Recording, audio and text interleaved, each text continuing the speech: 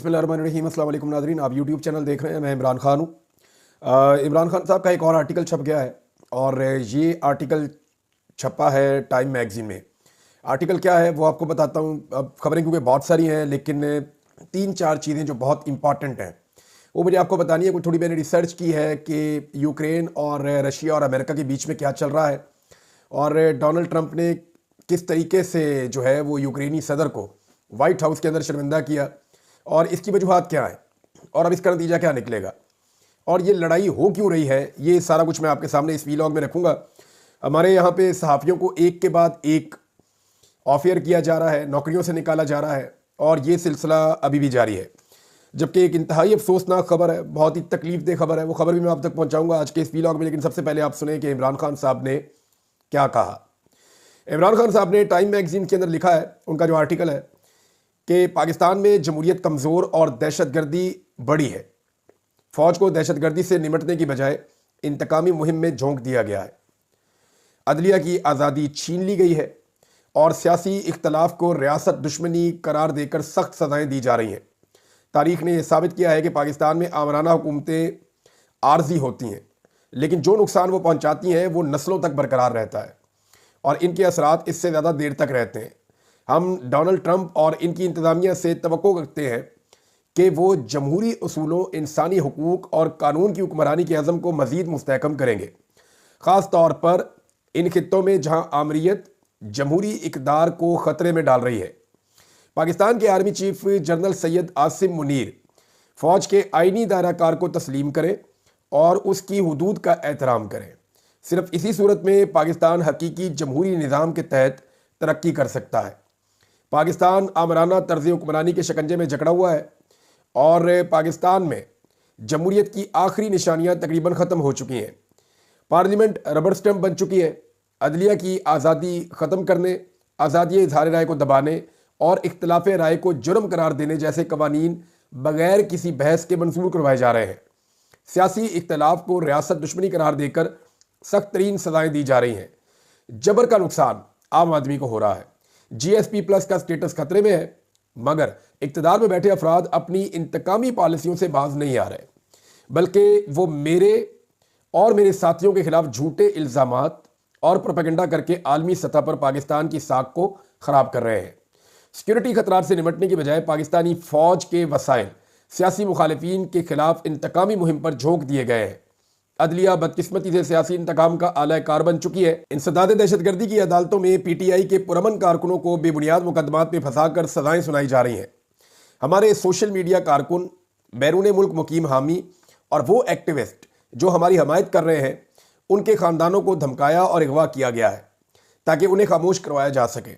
हुकूमत पर तहफ़्फ़ुज़ात के बावजूद मैंने मुज़ाकरात की इजाज़त दी, अदालती कमीशन की तश्कील और सियासी कैदियों की रिहाई का मुतालबा किया। बदले में मुझे घर में नज़रबंदी की पेशकश कर दी गई और साथ में मेरी PTI को मुबहिम अंदाज में सियासी जगह देने की भी बात की गई, जिसे मैंने मुस्तरद कर दिया। ये जनाब इमरान खान साहब का एक आर्टिकल है। इसमें कुछ चीज़ें और भी हैं जो उन्होंने कही हैं, वो भी मैं आपके सामने रख देता हूँ। जो इंपॉर्टेंट चीज़ें उनमें एक तो आसिम मुनीर साहब के लिए जो पैगाम है इमरान खान साहब का, उन्होंने कहा जी पाकिस्तान के army chief general Syed Asim Munir साहब फ़ौज के आइनी दायराकार को तस्लीम करें और उसकी हुदूद का एहतराम करें। सिर्फ इसी सूरत में पाकिस्तान हकीकी जमहूरी निज़ाम के तहत तरक्की कर सकता है। यानी फ़ौज अपने आइनी किरदार में जाए तो यहाँ से फिर पाकिस्तान आगे बढ़ सकता है और तरक्की कर सकता है। और इसमें बकौल इमरान खान साहब के जो बड़ा किरदार होगा वो आर्मी चीफ का होगा। फिर डोनाल्ड ट्रंप के हवाले से इमरान खान साहब ने कहा कि जो क्योंकि अमेरिका में एक नई हुकूमत बनी है, उन्होंने कहा जी उनसे हम तवक्को रखते हैं कि वो जमहूरी उसूलों, इंसानी हुकूक और कानून की हुक्मरानी के अज़म को मज़ीद मुस्तहकम करेंगे, ख़ास तौर पर इन खित्तों में। यानी इमरान खान साहब ज़ाती तौर पर अपने लिए मदद नहीं मांग रहे, वो एक उसूल की बात कर रहे हैं। उन्होंने कहा उन खित्तों में जहाँ आमरीत जमहूरी इक़्तिदार को ख़तरे में डाल रही है।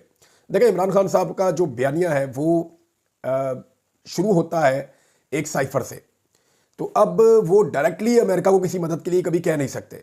लिहाजा वो जब भी बात करते हैं वो उसूल की बात करते हैं, इक़्तिदार की बात करते हैं। वो ये कहते हैं कि हर जगह पे आपको ये करना चाहिए, तो वो ऑटोमेटिकली फिर पाकिस्तान के साथ भी यही हो जाएगा। फिर इमरान खान साहब ने कुछ और चीज़ों पे जोर दिया और बार बार ये कहा कि इस वक्त ज़रूरी ये है कि एस्टेब्लिशमेंट अपने रोल में जाए, मिलिट्री एस्टेब्लिशमेंट, और वो दहशतगर्दी से निपटने में अपनी तवानाइयों को सर्व करे। और जो इंतकामी कार्रवाइयाँ हो रही हैं इमरान खान साहब या उनके साथियों के ऊपर, वो कार्रवाइयाँ बंद की जाएँ।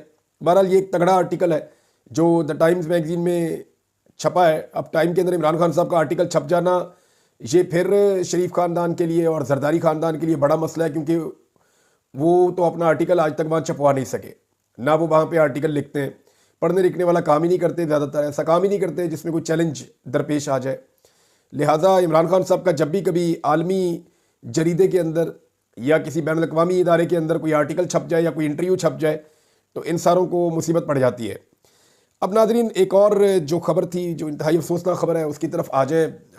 इसकी मुझे बड़ी तकलीफ़ भी थी इस खबर की, और मैं इस पर पहले बात करना चाह रहा था, लेकिन मुझे ऐसा लगा कि यानी मैंने इस पर पहले बात की है इस इशू के ऊपर, लेकिन जब ये खबर पहली दफ़ा मुझे मिली तो मुझे बड़ा सख्त रिएक्शन मेरे अंदर से आया और मुझे बड़ी तकलीफ़ हुई।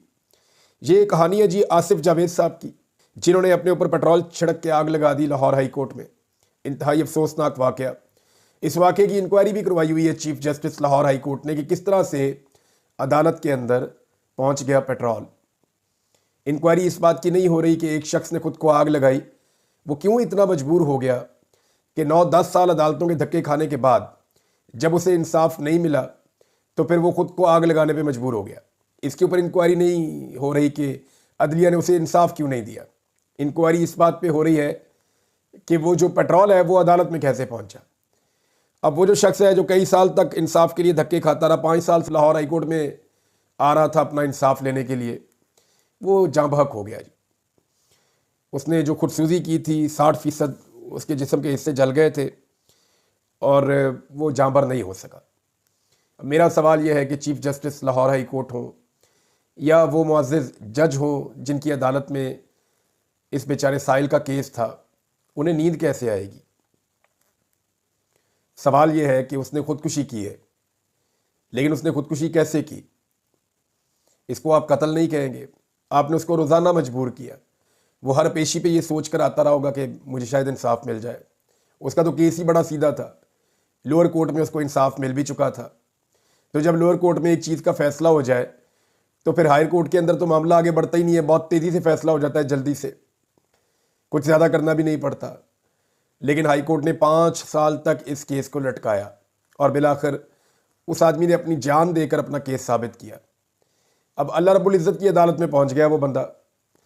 अब उस अदालत में जज साहब भी बतौर मुल्ज़िम पेश होंगे, चीफ जस्टिस भी बतौर मुल्ज़िम पेश होंगे, क्योंकि जिस आदमी ने अपने आप को आग लगाई है उसने कितना तंग आकर अपने आप को आग लगाई है। अब उस अमल को तो जस्टिफाई कोई नहीं कर सकता, लेकिन बड़ी तकलीफ दे बात है। यानी रात को इनको नींद कैसे आती है मुझे ये समझ नहीं आ रही। क्या उन्हें ये नहीं लगता कि उनके अपने काले कोट के ऊपर या उनकी अदालत के ऊपर इस खून के धब्बे, उन्हें नहीं लगता कि उनकी इंसाफ फराहम ना करने पर या इंसाफ फराहम ना कर पाने पर एक शख्स ने अपनी जान दी है और वो उसके लिए ज़िम्मेदार है। देखें, बात होती ना कोई 2 महीने 4 महीने की 6 महीने की, तो इंसान कहता है कोई बात नहीं है। 5 साल तक वो आपकी अदालत के धक्के खाता रहा, लेकिन किसी ने उसको इंसाफ नहीं दिया।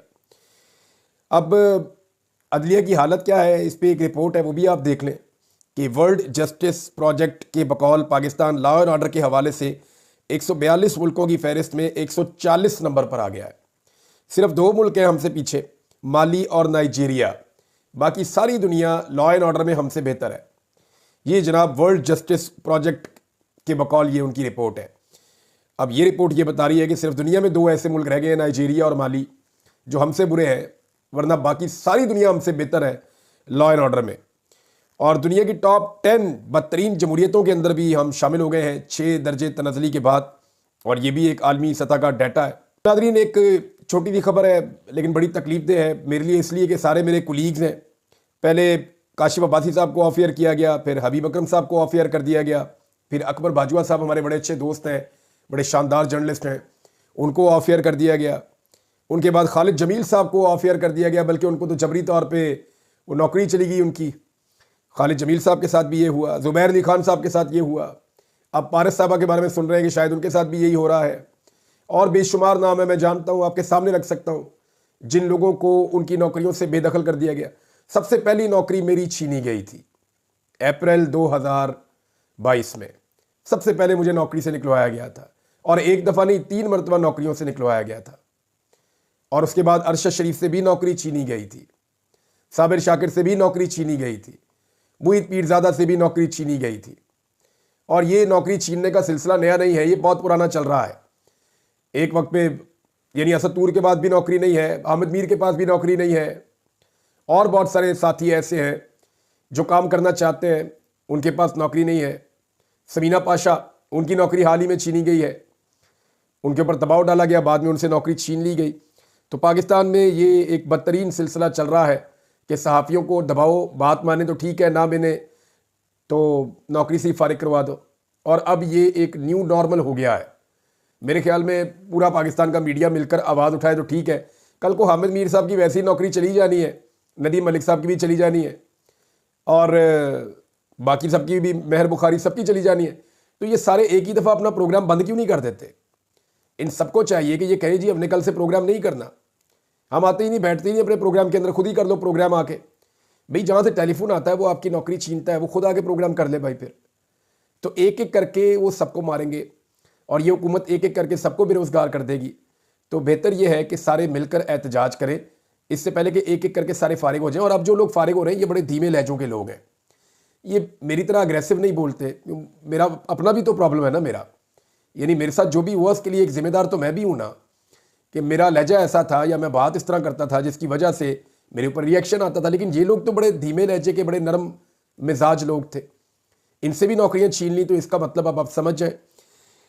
नादरीन, ये डोनाल्ड ट्रंप के हवाले से जो खबर है ये मैं तफसील आपके सामने रख देता हूं।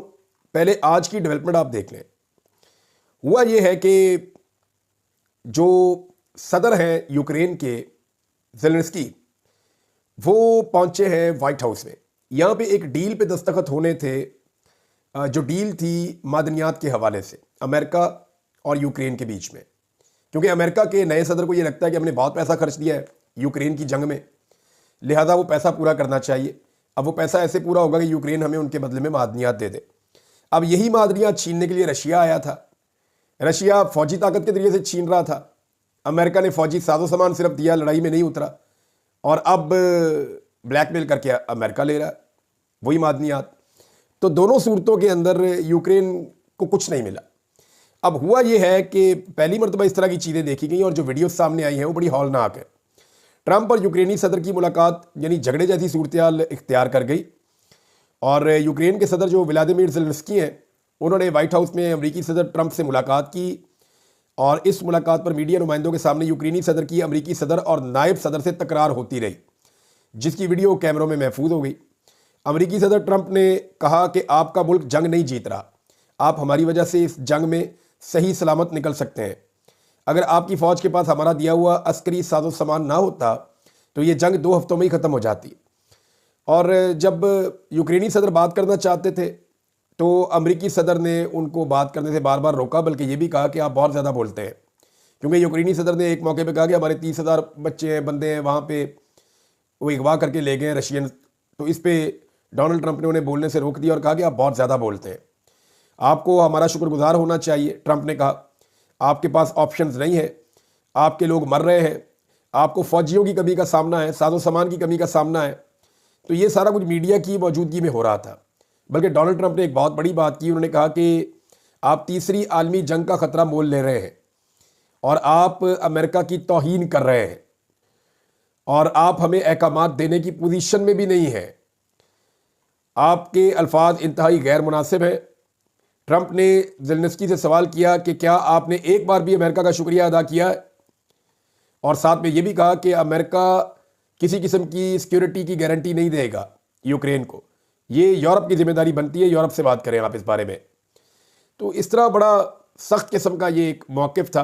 कोशिश की बार बार यूक्रेनी सदर ने बात करने की, लेकिन ये बड़ा हॉरिबल था किसी भी सदर के लिए जो इस वक्त एक जंग में उतरा हुआ है और वो एक मदद के लिए आया था और एक मुआहदे की उम्मीद लेकर आया था, और यहाँ सदर ने और नायब सदर ने उसको लताड़ कर रख दिया। अब ये हुआ क्यों, ज़रा थोड़ा सा बैकग्राउंड में जाते हैं। 1991 में आज़ाद हुआ था यूक्रेन। रूस एक बहुत बड़ा मुल्क होता था जिसको आप USSR कहते थे, तो वो सोवियत यूनियन हुआ करता था। सोवियत यूनियन बहुत बड़ा मुल्क था, इसके टुकड़े टुकड़े हो गए अफ़गान वॉर के बाद, और दुनिया भर से जहादी लाकर अमेरिका ने इनके साथ भिड़वा दिए थे पाकिस्तान के ज़रिए से अफ़गानिस्तान में। और फिर तमाम रियासतों के अंदर जो जो रशिया की रियासतें थी वहाँ पे बगावत छिड़ गई। तो मुसलमान मुल्कों या दीगर मुल्कों उन्होंने अलग अलग मुल्क बनाना शुरू कर दिए और बहुत सारे मुल्क बन गए थे। यानी जिसके अंदर आप बेलारूस एक मुल्क है, यूक्रेन एक मुल्क है, इसके अंदर आज़रबाईजान एक मुल्क है, किर्गिस्तान एक मुल्क है, तुर्कमानिस्तान एक मुल्क है। इस तरह जो है वो बहुत सारे मुल्क हैं, यानी ढेर लगा हुआ है मुल्कों का। तो ये वो सारे मुल्क हैं जो रशिया के अंदर से निकले थे। इनमें से ये जो मुल्क था ना यूक्रेन, ये बहुत बड़ा मुल्क था, बड़ा तगड़ा मुल्क था। रूस इस एरिया के ऊपर अपने दिफा के नुक्ता नज़र से बहुत भरोसा करता था, क्योंकि ये यूरोप की तरफ जाके मिलता है। अगर आप नक्शा देखें तो रशिया से नीचे जाके यूक्रेन और यूक्रेन से आगे फिर यूरोप का इलाका आ जाता है, आप यूरोप की तरफ बढ़ जाते हैं। तो हुआ ये कि यहां पे रशिया ने ज़बरदस्त किस्म के अपने हथियार रखे हुए थे और जब ये यूक्रेन अलग हो गया तो वो सारे हथियार चले गए यूक्रेन के पास। यूक्रेन के पास उस दौर में जो हथियार उनके हाथ लगे 1991 में, उसमें 130 के करीब बैलिस्टिक मिसाइल्स थे बड़े तगड़े, 1700 न्यूक्लियर वॉर हेड्स उसके अंदर शामिल थे। ये दुनिया का तीसरा बड़ा एटमी मुल्क बन गया था यूक्रेन। लेकिन बाद में अमेरिका ने, रशिया ने, रूस ने खुद भी, अमेरिका ने भी, बरतानिया ने और फ्रांस ने इन्हें यकीन दिलाया यूक्रेन को कि आपके बॉर्डर्स के ऊपर कोई हमला नहीं होगा, कोई आपको तंग नहीं करेगा और आपको बहुत सारे माशी फ़ायदे दिए जाएंगे। लिहाजा आप एक मुआहदे का हिस्सा बन जाएं और इस पर दस्तखत कर दें और आप अपनी एटॉमिक पावर जो है वो ख़त्म कर दें। तो यूक्रेन ने अपनी एटॉमिक पावर जो है वो छोड़ दी उस वक्त, और ये वो गलती है जो करने के बाद यूक्रेन हमेशा के लिए ख़तरे में चला गया, क्योंकि बाकी सारे तो अपने अपने मुल्कों में खुश हैं। यूक्रेन आज भी रशिया के बॉर्डर पे है और रशिया ने अपना वादा तोड़ दिया 2022 में, और उन्होंने वादा तोड़ा उसके पीछे उनके पास भी रीज़न है। वो ये कहते हैं कि यूक्रेन यूरोपीय यूनियन का हिस्सा भी बनना चाहता है और यूक्रेन नेटो का हिस्सा बनने जा रहा था। 2020 में इसके ऊपर डेवलपमेंट्स भी हो रही थी। यानी 2020-21 की अगर आप तारीखें निकालें, आप गूगल करके देखें, तो नेटो का हिस्सा बनने के लिए पर तोले जा रहे थे और कुछ मुआहदे हो रहे थे, बहुत तेज़ी से मीटिंग्स हो रही थी। तो बल्कि डोनाल्ड ट्रंप ने खबरदार भी किया था। ट्रंप ने कहा था कि अगर आप यूक्रेन को नेटो का हिस्सा बनाएंगे प्रॉपर तरीके से और ये यूरोपीय यूनियन का हिस्सा बनेगा, तो रशिया खतरा महसूस करेगा अपने लिए कि आप नेटो को ले जाके रशिया के दरवाजे पे बिठा देंगे और इसके नतीजे में रशिया अल्टीमेटली यूक्रेन पे अटैक कर देगा। और यही हुआ। जब रशिया ने देखा कि यूक्रेन बहुत मजबूत मुल्क बनने जा रहा है और कल को हमारे दरवाजे के ऊपर या हमारे सर के ऊपर लाकर नेटो को बिठाया जा रहा है, तो उन्होंने अटैक कर दिया। अब ये रशिया का मौक़िफ़ है या ट्रंप का मौक़िफ़ है। लेकिन यहाँ पे एक दो चीज़ें हमें ध्यान में रखनी पड़ेंगी कि यूक्रेन में बहुत सारे रेयर अर्थ मिनरल्स हैं, लिथियम बहुत बड़ी तादाद में। दुनिया की जो जदीद तरीन बैटरी है या फ्यूचर का एक फ्यूल है आपका, वो लिथियम है। ये यूक्रेन में बहुत बड़ी मिकदार में है और एक यूक्रेन को आप फूड बास्केट भी कह सकते हैं। वजह यह है कि वहाँ ग्रेन्स बहुत ज़बरदस्त होती हैं, यानी गंदम की पैदावार में वो इतना तेज़ है कि रशिया अगर यूक्रेन के ये इलाके ले लेता तो इसके बाद रूस पूरी दुनिया के अंदर अजारादारी कायम कर लेता खुराक के ऊपर अपनी। तो ये भी एक बड़ी इंपॉर्टेंट चीज़ है। और ये जो नई बैटरियाँ हैं जो लिथियम से बनती हैं, अगर ये लिथियम भी वहाँ पे रशिया को मिल जाती है तो जदीद टेक्नोलॉजी में और आलमी मंडी के अंदर रशिया का एक बहुत बड़ा नाम भी बन जाता और तो रशिया की एक बहुत बड़ी कामयाबी बन जाती और उसको बहुत बड़ा माशी फ़ायदा भी होता लिथियम के ज़खायर मिलने के बाद। लिहाजा अब ये लड़ाई शुरू हो गई उस वक्त जब इमरान खान साहब रूस के दौरे पे जा रहे थे फरवरी 2022 में। तो चंद हफ्तों के अंदर अंदर जो है वो बहुत बड़ी मिकदार में हथियार पहुंचना शुरू हो गए यूक्रेन में। पाकिस्तान के ऊपर भी एलिगेशन लगाया जाता है कि शायद पाकिस्तान ने भी पहुंचाए हैं, लेकिन ये एक एलिगेशन है। अभी तक किसी जानिब से कोई कंक्रीट एविडेंसेस या ऐसी चीज़ें सामने नहीं आई, ना पाकिस्तान ने अभी तक इसको ओन किया है। लेकिन एक दो चीज़ें हमें याद रखनी चाहिए कि यूक्रेन के साथ जो हुआ इसके अंदर एक बहुत बड़ा सबक भी है। हम किसी और वीलॉग में इस पर डिटेल से बात करेंगे। अब तक के लिए इतना ही। अपना ख्याल रखिएगा, अपने इस चैनल का भी। अल्लाह हाफ़िज़।